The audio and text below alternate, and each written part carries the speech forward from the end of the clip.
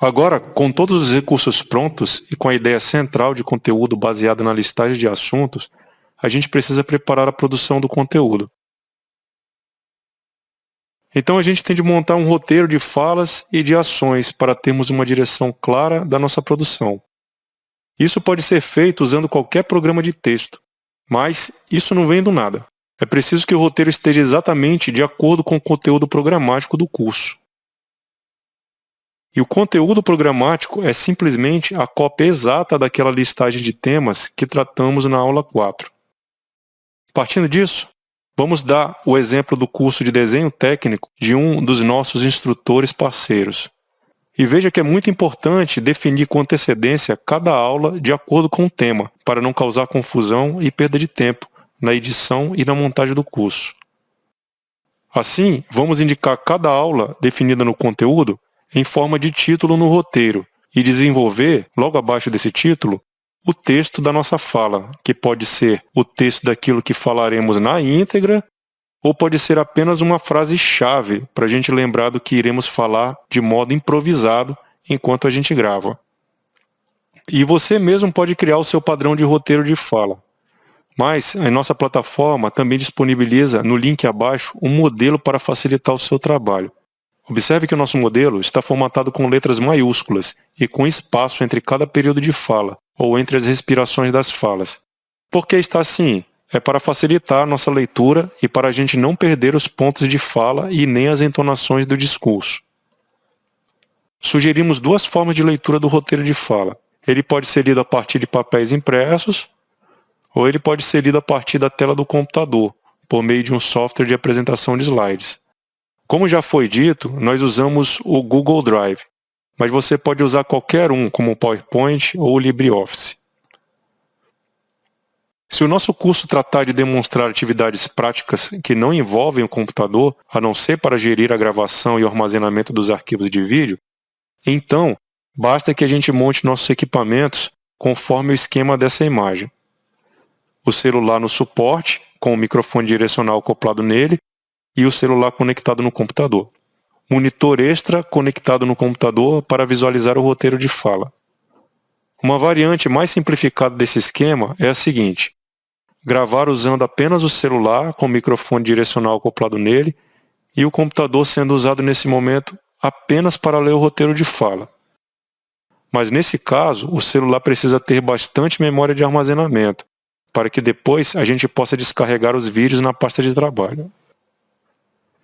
Nesses dois esquemas, para avançar sozinho o seu roteiro de fala, você pode usar também um passador de slides, se você não tiver a ajuda de outra pessoa para fazer isso. Agora, se o curso precisar usar o computador nas atividades, como slides explicativos do conteúdo, ou então a demonstração de uso do software e simuladores virtuais, então a gente precisa montar um esquema de equipamento como esse.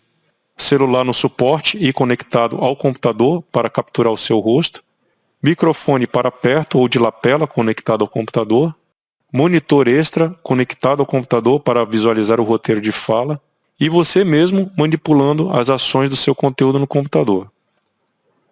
Uma dica para esse último esquema é montar o roteiro de fala associado com os slides. Isso ajuda muito, pois esse recurso te fornece uma visão ampla do conteúdo, mostrando tanto o slide em uma tela quanto o texto do roteiro na janela de anotação vinculada diretamente ao slide em questão.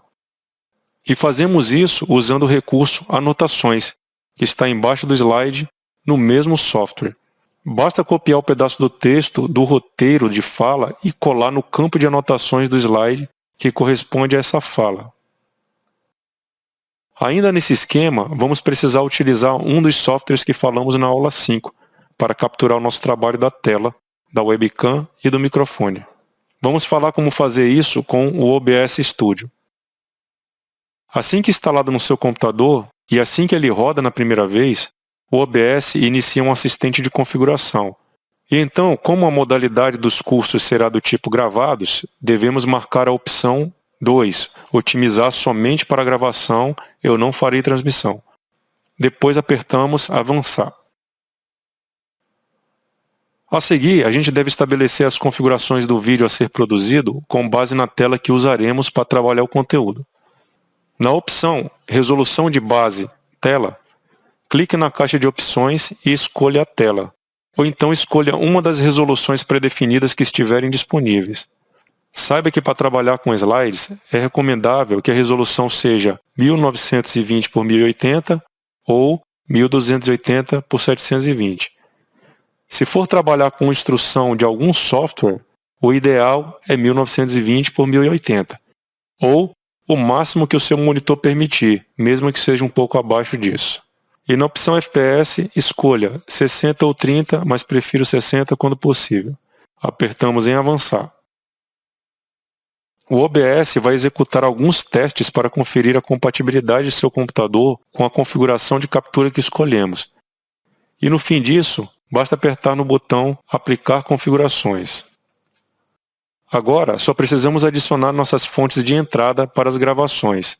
As mais comumente usadas são captura de entrada de áudio, captura de tela, dispositivo de captura de vídeo. A entrada de áudio é bem simples de adicionar. Basta que o conector do microfone esteja plugado na entrada de microfone do computador. Clicamos no botão mais do grupo Fontes e vamos dar um nome para essa entrada na janela que se abre.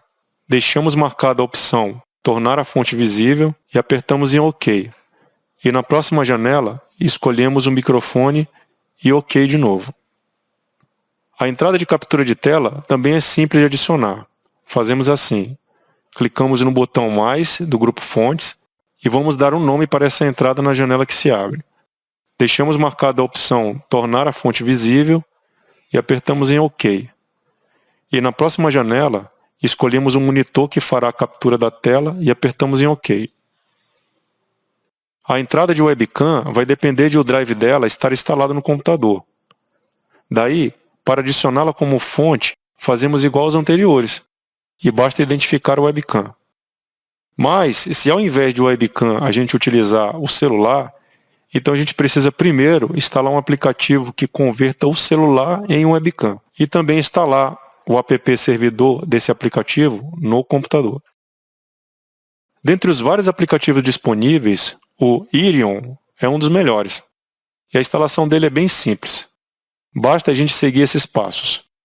Primeiro, a gente busca o app no Google Play Store, se o celular tiver sistema Android, e no Apple Store, se tiver sistema iOS. Depois, baixamos e instalamos o app Irion Server no computador. E no momento da instalação, a gente escolhe quantos celulares serão conectados. Isso dentre 1 e 4 aparelhos. Depois, conectamos o celular no computador via cabo USB, mas é possível também via Wi-Fi, só que fica mais lento. E se você precisar de mais detalhes para configurar o seu celular, basta dar uma olhada em alguns tutoriais do YouTube. Logo abaixo a gente tem um link de um tutorial muito bom do canal TecnoUp. Agora, com o nosso celular ou webcam prontos, podemos ir em Adicionar fonte, dispositivo de captura de vídeo. E se a gente for trabalhar com vários celulares e webcams no mesmo vídeo de captura, precisamos adicionar cada aparelho como uma fonte individual. Dá uma olhada à direita como fica o produto final do vídeo com as 3 fontes sendo capturadas: a fonte de áudio, a de tela e a fonte de vídeo. Temos outra dica bem útil se a gente precisar usar 2 câmeras que estejam gravando independente do computador. A dica é fazer uma marcação visual e sonora, dando uma batida de palmas bem no início da gravação, antes de falar o roteiro. A hora que a gente for usar o computador para editar o vídeo, a gente vai reunir as 2 gravações no software, mas elas estarão fora de sincronia. Daí então, a batida de palmas vai servir para mostrar a marca na trilha de áudio do editor e vai facilitar para a gente o alinhamento das 2 trilhas. E quando estivermos gravando, a gente não tem de ficar preocupado se a gente vai acertar a fala de primeira.